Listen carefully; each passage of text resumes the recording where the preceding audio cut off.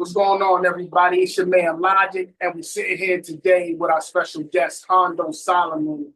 He is the author of the Polygamous Papers. If you guys haven't checked that out, you can get it off of Amazon. He also authored a lot of other books as well, and he's still writing amazing things, giving us knowledge, wisdom, and understanding when it comes to polygamy, and just the whole roundabout subject. So I wanted to ask him a few questions as a young brother myself, striving to find the right wives, and consorts for me to build my own kingdom and economic empire with. I want to find that stable balance. And how would I go about that as a young king such as myself? How do you, in today's society, how do you even approach women? Because so many women are really standoffish when it comes to having other women because of jealousy sometimes, or they feel like they possess you more of an ownership type of thing. You might get that in some situations, but I don't know. I'm just opening the floor to you. Whatever you want to speak about on. Well, first of all, thanks for having me. I appreciate it. We out here in Pittsburgh, PA, doing our thing, passing through, and I appreciate you for welcoming me into the home, the studio, and polygamy. I guess because I've been in it so long and I grew up in it, it's a very simple thing for me to understand and to apply. Sometimes the challenges of applying it are due to outside forces and not whatever's going on inside. Because once you reach a certain level of maturity, doing it becomes much easier. You then have to deal with the outside forces and not what's going on in your head, what's going on in your spirit, dealing with family issues, things like that. A lot of times it's literally what's going on outside of your circle. So polygamy first is not really about having multiple women, even though that's the technical definition. When you're applying it, it's first about you having an economy. And we have to start thinking in terms of economics. That word has to come up whenever we think polygamy. And then we have to place that word down the list because your economics, how you approach it, is going to depend on your upbringing, what you were exposed to as a child, as a young man coming up. And even for the ladies who are listening, it's going to determine on how you were brought up. And then what type of encounters you had. We're not talking about sexual encounters. We're just talking about them living their lives, the jobs, the people they meet on the journey. So you have to determine exactly what you want to do with your life. And that's something hopefully the younger men can figure out now. Like if you're 16 to 30, watch this, you need to get this in your mind. What type of life do you want to lead? How much money do you want to make? What type of woman do you want to have, or women that you want to have? What type of people do you want around? What type of brothers do you want to have around you? Because you have your brotherhood, then you have acquaintances, like people you work with, people you just meet on the street. But your brothers are the ones who are going to help this thing really wrap around you. Because it's as we were talking offline, like we were saying offline, you should only have other men around you who are also polygamous or who believe in polygamy and have a woman. Sure. See, you got to have men who consistently have a woman around, at least one woman. Because a lot of the principles that we apply in a polygamous scenario, you can apply that to a monogamous relationship because it's going to help you think bigger and expand. Polygamous men tend to think in terms of all things are possible. Okay? We don't think in terms of, I don't know about that, man. Well, you can't do that. No. Because you can get women who have the brain power and the emotional capacity for it. And you have to walk this walk with confidence. And it can't be something, man, I don't really know, man. Today you believe in polygamy. The next year you kind of like, nah. And then, because what's going to end up happening is what the mistake a lot of men make. They're in great monogamous relationships, whether it's marriage or whether he has a consort, he may call it a girlfriend. He may have a great relationship. He and the woman are good. She's treating him well, he's treating her well. But inevitably, especially if you're a powerful man, like, mentally you're sharp, you have a great spirit, great personality, you're charismatic, you're a man who's extremely handsome, you're well built, you have money. All these things are going to come up in the mix. You may only fit one of those parameters, or you may fit five of those parameters. But whatever women across the board tend to like about you, another woman is going to like that about you too. And you don't want to fall into the trap of saying, well, I'm a monogamist. And then you're tempted to go outside the relationship. This is why I tell men it's okay to be monogamous. I know personally, I've always taught that monogamy is just as righteous and holy as polygamy. One is not, that's why when you see these videos, you see people saying things like this monogamy or versus polygamy versus monogamy versus polygamy. That's a false dichotomy. All polygamous cultures were primarily monogamous. Most of the people within those societies were monogamous. So both sides are really blended together because a monogamous marriage can easily become polygamous. And it can do that organically. So a man has to know where he's going. And I always ask men, what did you want to be when you were 7 years old? What did you tell everybody you wanted to be when you grew up? If you wanted to be a professional basketball player, you should be pursuing that. Get as close to that as possible. Right. You might end up playing in the Euro leagues or something. If you wanted to be a construction worker, you should go beyond that and own a construction company. See, you may want to even branch out and go into engineering. You always want to stay on that same track. So your life path that you are called to from above, that's going to determine what type of women you have and their temperament. Like, I like my women a certain way.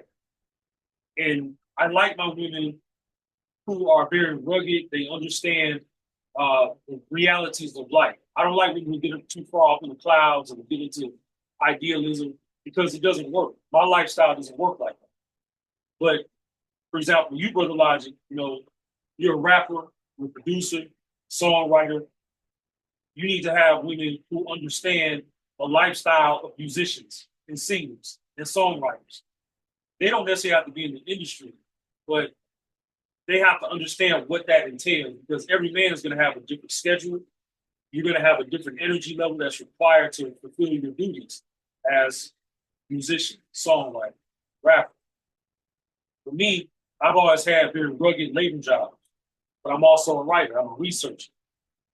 Thankfully, I have women who understand that. But that's why my women don't get on camera with me. They literally just want me to go to work. And then I go see them, then they come see me, or what have you. And that's just how it runs. So I'm able to maintain a level of discretion, which is also something we need because being a musician, your face is like you're the face of what you do. You can't hide behind that. Like everything I do, I could easily go dark and never appear again, and I can still write books. But you can't afford to do that because you're the face of what you do. So you have to have women who, for example, you have to have women who look good. When you go out to a function and you're promoting your work, you want a baddie on your arm. So is that? Yeah. Now, so a question that I would have is like, so what happens whenever you meet a woman and say that she's familiar with you and she's been in a relationship, but the polygamous relationship that she was in prior might have been the guy was about pimping. He really wasn't even trying it. It was more a sexual thing. And he like maybe might have perverted the relationship. Well, and now she has a bad taste in her mouth about polygamy, but she didn't learn it correctly. It wasn't the way it was supposed to be. Like what you're saying is the correct way to go about it. But she knows it. Let's say this woman knows it only from an incorrect way. And how do you like talk to her and try to get her to let down the ball of even getting into a new polygamous relationship because now she has a sour taste in it? How would that? I'm kind of raw when it comes to women's mating decisions, but that's her fault for getting with a man who's about the streets and not a man like yourself. That's her problem that you don't want to become your problem. So in most of those cases, a woman is not going to change the habits that she's used to engaging with a man like the one that you brought up in this scenario. She's not going to change. No matter what she says, no matter how good she looks, no matter how much you like her, she ain't gonna change. And where where I'm trying to get the entire polygamous community to go is being mature enough to say we will only choose women who understand polygamy and are ready. Especially when you're an older man, you don't got time to be prepping. You don't got time to be prepping women just to be a woman. You don't have time for that. Her parents should have done that. Her family should have done that. Her community growing up should have done that. She should still have elder women around her providing wise counsel, preferably elder women who are married. Because that way she maintains a particular posture, an emotional posture where where she can engage with you properly. Because if she doesn't engage with you properly, then now you're going to have to consider if you're married, divorcing her or separating from her because it's just not a good fit. And it's not necessarily saying we got to go back and forth and try to negotiate with her. And to come to the rules that you have, you don't negotiate. You don't negotiate that. Like principles, you don't negotiate on. There's other things about what we may like we can negotiate on. That's one reason why we have these initial discussions with women, getting to know them and say, you know what, that's probably acceptable. For example, if you normally deal with women who are 18 to 25, she's 27. If she's good enough, I mean, if she displays a certain level of character high enough, then you may take her on because even though she's outside of your age range that you normally want. You know, so I definitely advise men who are in their late 20s to get someone who's younger. But men like us who actually want to build family, you may want to have more children. You have to get women who are 18 to 27. Period. Because you start getting all these older women and they just now want to settle down and have more, they want to have more children. It's like that we have to conduct ourselves according to what basic anatomy and physiology tell us in that case. But you want women who are pliable, who are approachable. When they get up under your banner, even if they're great women, they're raised right, they have a good mindset, they have skills, they have the right attitude. You still have to teach them your way of doing things. So, the example that you provided us with, if she's used to dealing with a man from the streets, he just got a bunch of girls around. Well, biologically, that is polygamy. But from a civic perspective, from a cultural perspective, it is not polygamy because there's no structure, there's no order, no discipline set up, and that man is not putting her under instructions from start to finish. Allowing women to be exposed to street life means that you are not doing your job as the head of household or as a man. Even if you're not with that woman, even if y'all are not an idol, any woman who comes around you at all for any reason, she should only see righteousness and disciplined behavior from you. That's it. So these things, hopefully that covers what you're asking. Okay, so what would be like for women and for men? What are the benefits of being polygynous? Even though I know for myself, but I would like to know, for the people who may be watching and listening, and just give us a little bit of, insight into how are the women benefiting from this, and then how are we as men benefiting in our relationships? I get that question a lot. We benefit at the same time from it. And women benefit at the same time for different reasons than we benefit from it. Okay. So a woman, for example, let's say there are no children involved. Let's say you have 3 girlfriends. Let's just keep it street level. If you got 3 girlfriends, one advantage is most women are now at work. Okay. They work 9 to 5, 8 to 6, whatever. She might be a nurse, and I don't recommend getting a nurse because nurses have a high infidelity rate, but that's another thing. But if she's working 8 to 6, she can't tend to the needs of your household anyway. She can't. And if she's smart and she's loyal to you, she's loyal to your program, not just sexually. We're talking about the things that you're doing in life and the course of action that you're taking to reach your goal, your ultimate goal. She's going to want you to have another woman to assist you in your home, making sure that things are done, making sure errands are run, because you're going to be working. Even if you have your own business, you're working from home, You can't do everything by yourself. She can't do everything by herself. And that's what scheduling comes in. But it's also good not to allow a woman to manipulate you sexually. And when women are by themselves with you, and this is one of the disadvantages, because monogamy actually has certain economic advantages. But if you're monogamous, a woman's tendency, especially as you grow in economic power, you grow in personal charisma and therefore personal power, you make more money, growing in status, she's going to see other women coming around and trying to get next to you. Some for nefarious reasons, and some because they actually want a decent man who can supply their material and emotional needs. And some women, they just need material needs, and they know that they need a man. They need that strong masculine presence. But well, I would say, like, I know nowadays on the planet, women drastically outnumber. they do. They do. Like, what is it, like 11-1 or something like that? Some people say 11-1. I probably wouldn't say it's that much, but it's somewhere in the single digits, depending on where you go. A place like China supposedly has more men than women. I don't necessarily believe that, but nevertheless, that's a whole other subject. But they definitely outnumber us a great deal. Nature creates more women, so they're never going to get away from polygamy or the potential for polygamy. Because, and I used to be a golf caddy. I worked for multimillionaires and billionaires who have their own jets, who fly first class. And I've asked them, they've been in dozens of countries, sometimes a couple hundred countries they've covered. We have over 200 countries in the world. They told me themselves, because I would speak about polygamy with them, all of them agreed that there are more women everywhere they go. Everywhere they've traveled, there's way more women. One guy looked at me. He said, man, everywhere I go, he said, this hordes of women. He said, even in a place like Europe, where you see people outside for 2 to 3 hours, if they have a siesta, they have some type of cultural break during the middle of the day, you're going to see more women.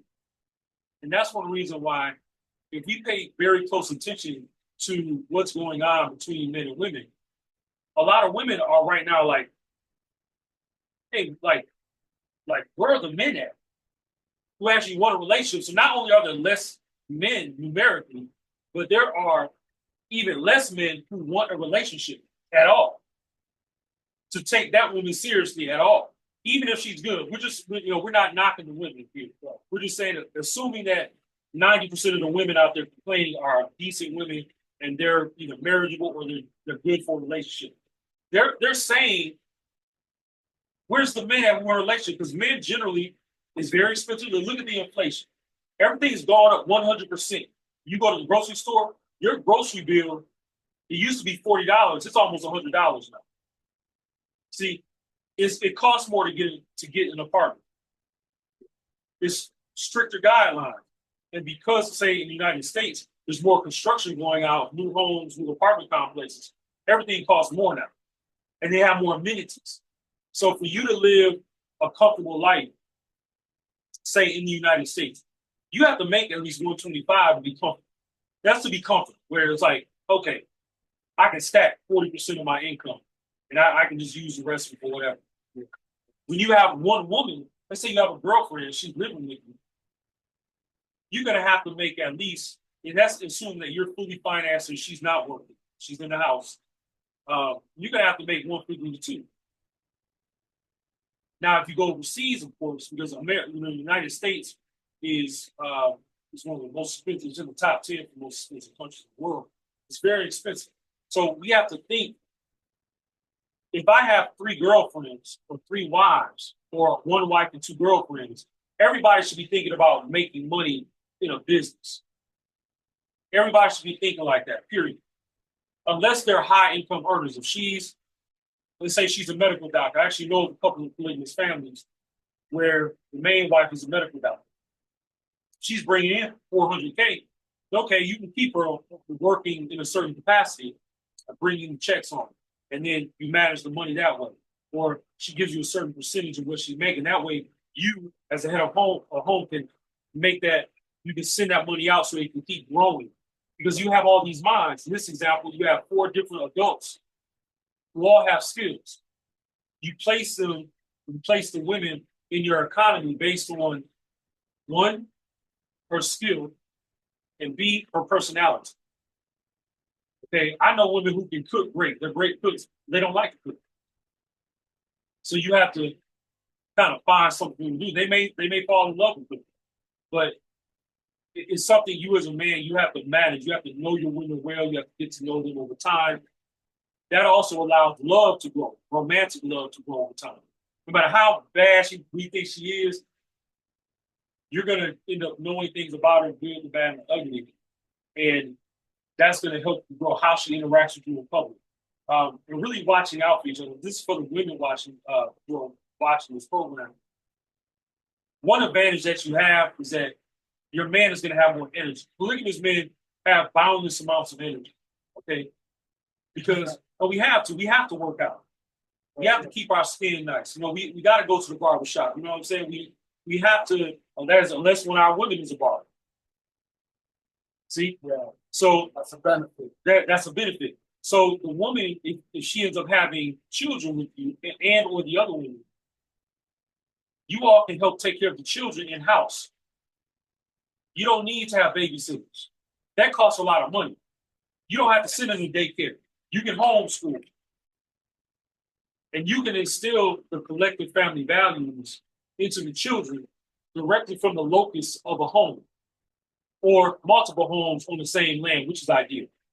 Every woman should ideally have her own domicile, even if you have. But actually, it's like it makes things a lot easier on each individual person because you don't have to put so much hard, strenuous labor to bring about the same amount of outcome, even more so because it's multiple people bringing in incomes, or it's not always about them bringing in income. Sometimes it's about saving you, the man, time and energy and money. And they're still home based and they're not necessarily bringing income. But if them saving you time, energy, and money allows your income to jump 3 to 5 times, and then you keep growing, it's the same thing. But we always want to think in terms of keeping our women outside of the workforce by building businesses from home or making sure that they are high income earners or they have a degree and licenses. Like, let's say if your second girlfriend, your second wife is a school teacher, she's a licensed school teacher. You have her go get a master's degree in education. Now she can command more money than if she might be a school principal. For example, I used to talk to a sister, this is many years ago, almost 20 years ago. I was getting to know a sister who was a school administrator. She was actually the head of a parochial school. See, and that meant that she had some status in the community. That helped me out. If I would have taken her on, that would have helped me out. You see, so sometimes it's just how you mix it up. One woman may be the doctor, and the other woman may be helping you in your business at home. Like one woman may be singing in the background on your tracks, and she may also understand the publishing industry, the music publishing industry. The other one may be an attorney. She has connections to contract attorneys. All beneficial. So even though they're not working outside the home, they're still doing work. And the other woman is working outside. It's all helping the bigger picture of what we're trying to get to economically, and it gives us the advantage based on how society is today. With monogamy, I feel like it kind of cripples us. It stunts your growth. So for a man who's forward-thinking, progressive, and he's expansive, forward-thinking, progressive, because I always talk about the 3 P's in polygamy. Polygamy is patriarchal, it's pragmatic, and it's progressive. That means it's past, present, and future. Patriarchal from the past into the future. You have pragmatism, which takes the good things about the past and what other cultures did successfully, and you apply that to the present and the future. You have being progressive. That means you're always looking ahead. For example, I'm training in high technology. I'm looking far ahead. I'm looking 100 years ahead. And those are the type of women I get. So the type of women I get usually cover both grounds. They cover a modern technical aspect, but they also are very old world. They know how to farm. See, they know how to grow gardens. They know how to build things. So I'm always bridging that gap within my own cycle. So that's one of the advantages for the women. It's less stressful on them, as you said before. It is much less stressful. Now she can focus on just being your woman and not trying to be a Jill of all trades. That means that you can now wake up in the morning and you say, okay, wait a minute, I'm not going to put everything on my one woman, like, because she's not going to be able to take it. I've already had one. I have the experience of having multiple women before when I was monogamous. Say, look, man, you're too much. Like, you waking up at 4 a.m. and you ready to go. Like everything is in your head. You got these ideas. Then, you want to go hang out, and then you want to go to work, and then and they're like, that's too much. I'm like, okay, so I got to go get another woman to dissipate. You have not dissipate, that's the wrong word. You want to diffuse that energy across different women because it will become too much. No matter how good they are, it's going to become too much, especially as they age. Once they get past 27, the women are going to start to peter out a little bit. So for the man, you see how I blended the advantages for both people.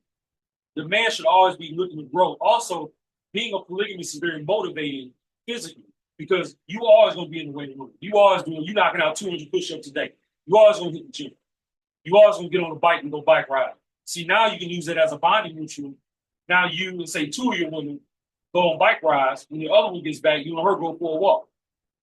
So there's always an exchange of energy. So how does this? So okay, we're talking about the benefits for the man and the woman. How does it benefit the children in the situation? The children always have eyes on them.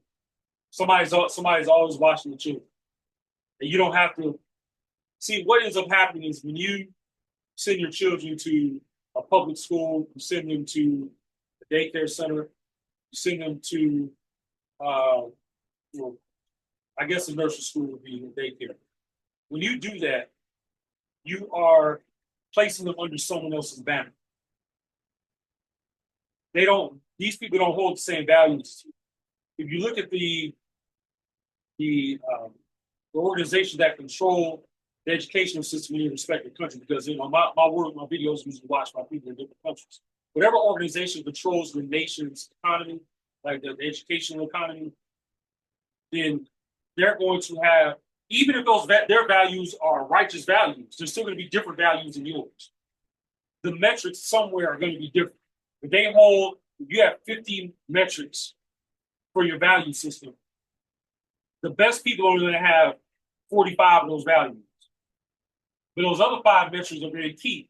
They're going to be different. So you want to have all 50 metrics in your economy flowing down to your consorts and your wives, with those values flowing down to the children all day.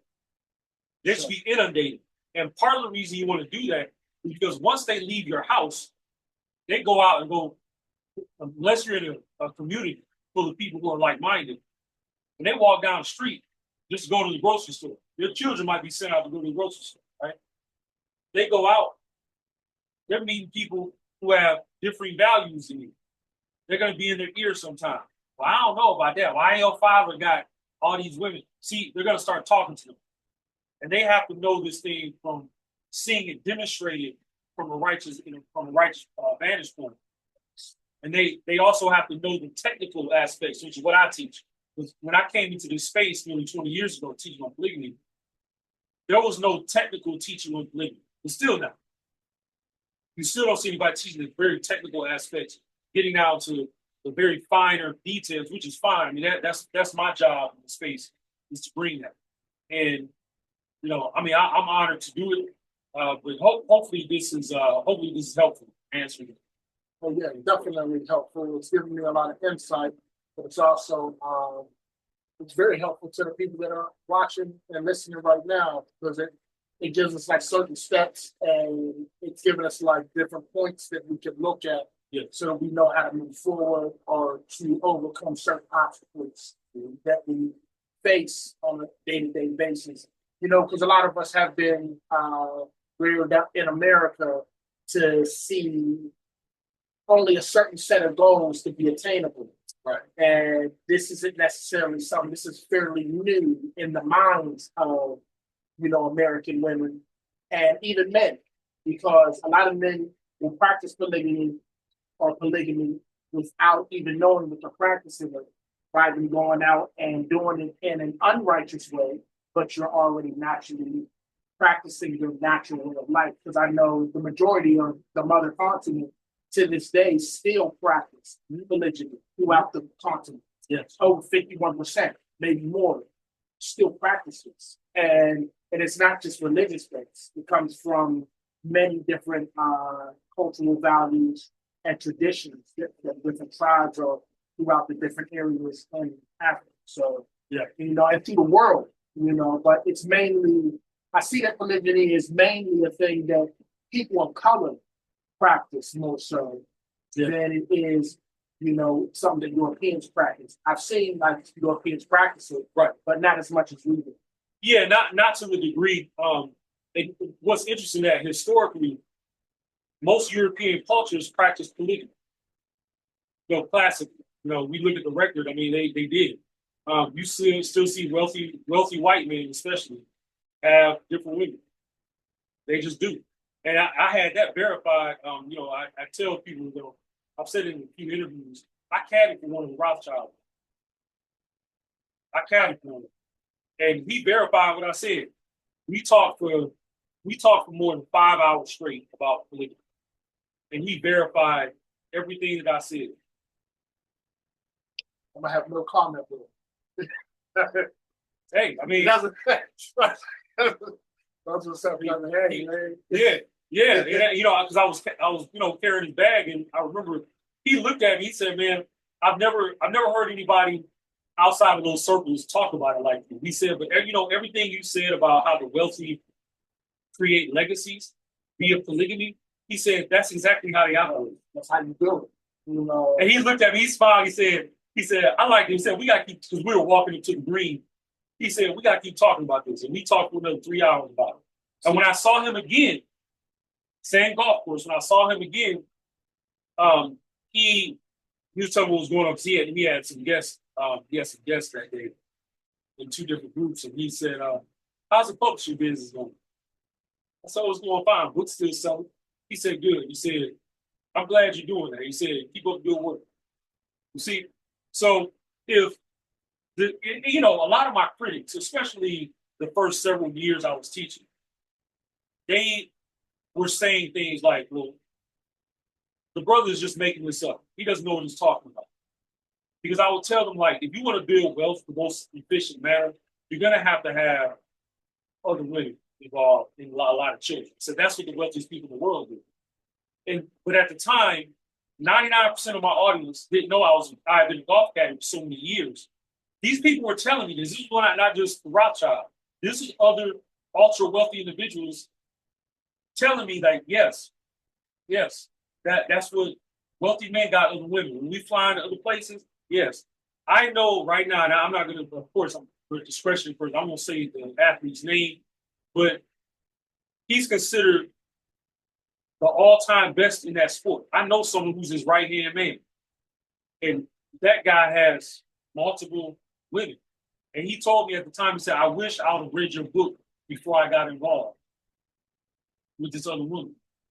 He said, "Because what you're saying," he said, "everything just making sense." He said, I'm just doing it because, I'm trying to smash. This is what he told me. He said, "I'm just trying to smash." He said, "But I get what you're saying." He said, "It makes so much sense." Now, see, going back to what you were saying earlier, Brother Logic, about men doing this out of instinct, right? Instinct can sometimes lead us into roadblocks because we're just human instinct has to be tempered and channeled properly. When it isn't, it becomes unrighteousness. See, nothing wrong with these brothers that you mentioned having multiple women, but from your philosophy, your personal philosophy behind polygamy until the time you're doing it as you age, you grow into eldership. It has to be tempered with discipline, order, structure. You have to have the right motivations for doing it. See, for example, there's some men who lost most of their clan. They want to rebuild their family. You can't do that with one woman. So the exact statistic for a woman and a man building, well, let me put it like this. Let me put it another way. Population growth has to be every man and woman have to have 2.1 children. But we know in real time, in real space, you can only have 2 or 3 children. So every woman that you get with has to have at least 3 children for you to grow their relationship. See, so now we're dealing with women who don't want to have more than 2 children. Most of them are like, I want to have 1 or 2. I'm not giving it. Well, that's negative population growth. Zero population growth is negative. It always ends up becoming negative. You have to constantly grow. See, so like I know in Filipino culture, for example, up until this generation that's coming up now, the women were having, somewhere between like 4 and 10 children. I used to talk to a girl in the Philippines. She was so beautiful, man. Her father had just her brothers and sisters she grew up with. I think she said there were 14 of them, just from her mom. But she said her father, he worked long distance. He worked in a mine, and he would always bring gold back to the family. So he was able to produce wealth by selling some of his gold that he had, right? Well, he always would go make children in the areas that he would go work in. And then he would wait until the woman was about to have a child. And then he would go back to visit his child. He would stay with him a few months, kind of cater to his child and the mother. So she said, my 13 brothers and sisters and I, we have so many brothers and sisters, we don't even know. We just know we have other brothers and sisters. But because they were so far away, that's why they didn't meet them. But there was no animosity between that set of children and the other children. Like, they weren't jealous or angry with him. They knew how dad was. This is a woman I was talking to her about probably 3 years ago. And I mean, if I had brought her to the United States, she was that fine where everybody would be trying to holler at her. They didn't know that she was a bitch. She was gorgeous. Now, would you say and she agreed with polygamy, by the way? Let me say it. She agreed with me having other women. I'm going to say what she told me. That way it's not I'm making it up, right? She said, here's how I feel about it. She said, you're like my father was. She said, I actually respect that a man has that much energy, that much charisma and knowledge that he can go deal with another one. She said, especially your other women are Filipino, right? I said, yes. She said, Filipinos are already hard to deal with. She said, but the fact that you got, at that time I had 3. She said, the fact that you already got 3 and you can deal with me too. She said, I gotta love that. She said, why would I want a man who can't deal with that many women? She said, that's power. See, so she grew up also out in the province in the mountains. And I noticed those women, Asian women who grew up in the provinces, they have a very raw understanding of how men are. Even if they don't necessarily like them, they understand men better. Now, I definitely agree with that because, sometimes a man may try to enter polygyny and find out he's not cut out for it. He might not have the stamina. He might not have the energy to deal with multiple women when they are on their period, or they have attitudes with them. Now you're like, oh man, you're breaking down. So it does take a certain type of individual. Everybody's not ready yet, and you do have to prepare yourself. You do have to stay with them. You have to be patient, and all of this is going to help you in this relationship as a whole. It's mind, body, and spirit has to be intact. Yeah. Now, a question I would ask is, would you say, because my assumption is that polygyny works better outside of the United States than it does in the United States, but I'm not sure, because I don't have those numbers. Generally, polygyny works better when you are in a more communal setting. Because you physically have your community around. Nowadays, we say community a lot of times in our tribe, and everybody's scattered, nobody lives in the same neighborhood. But, this was something I was setting up actually in South Asia. And I was telling you offline that my main counselor, she passed away. So before she passed away, we were already making plans to live in a commune. I was actually going to go get land, but she said, oh yeah. And she said, the very reasons, the advantages that I outlined for women earlier, this conversation are the same reasons that she brought up. She said, yeah, she said, because she was older. She wasn't older than me, but she was outside of her prime childbearing years. And he said, I know you don't want to have children with me because I'm older, like I'm well outside that range.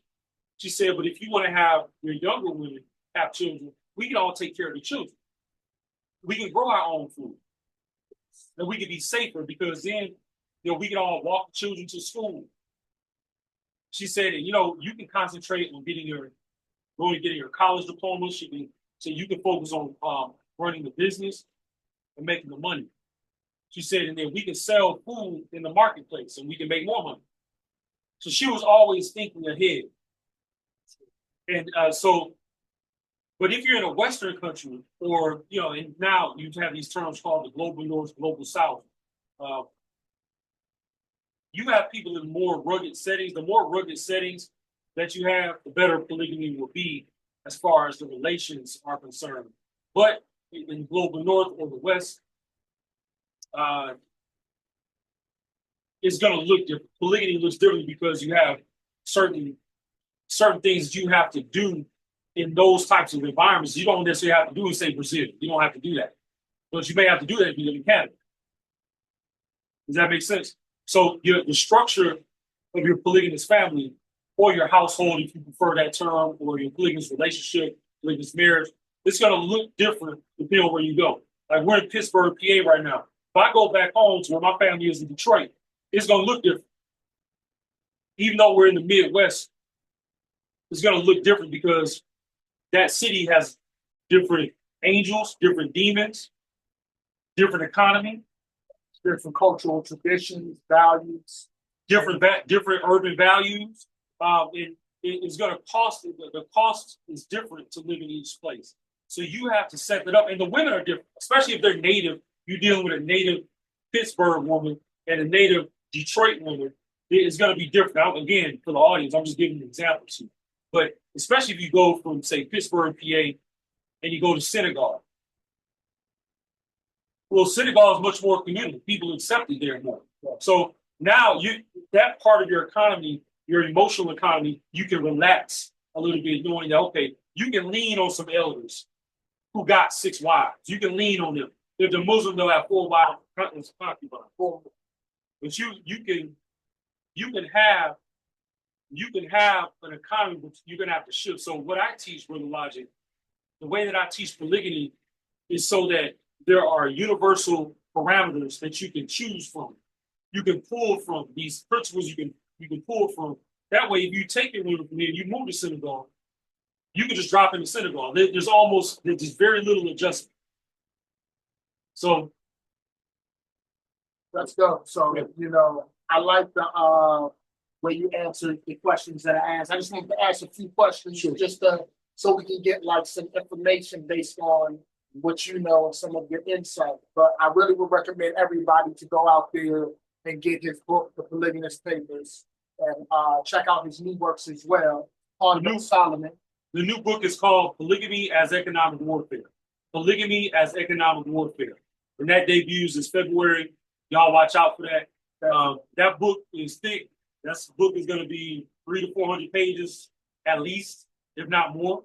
I've got most of the bibliography finished. Bibliography already has over 300 sources. It has 330 sources last time I counted. So you're going to be able to peruse some of the same resources that I looked into. But also, I've been living it for a while. All the brothers that I run with believe in polygamy, everybody. And at least half of my brothers actually have 2 or more women. So I'm immersed in it already. Like my whole planet that I live on is polygamous.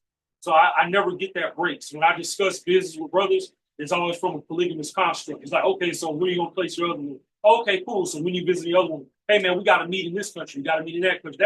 That's how my brethren talk. We talk big. We talk expansive. And as a man, you should always be talking about expansion. Don't ever be satisfied with being where you're at. Because remember, one day we're all going to pass away. And we want the people who you leave behind to be able to pick up that mantle and then grow on top of that. We don't want to have to keep starting over because that creates generations of poverty until people decide to break that curse. So, yeah, that Definitely. So make sure you check out the brother. It's your man Logic, LHAGIC.com. You can check out all of my works over there. Make sure you check out the brother Hondo Solomon. Look him up online. We got a lot of other interviews as well. You can hear him speaking about various aspects of polygamy. And make sure you check out his books on Amazon and the new book. Once again, what's the name of the new book? Polygamy as Economic Warfare. Yes. So we'll see you guys then. Peace.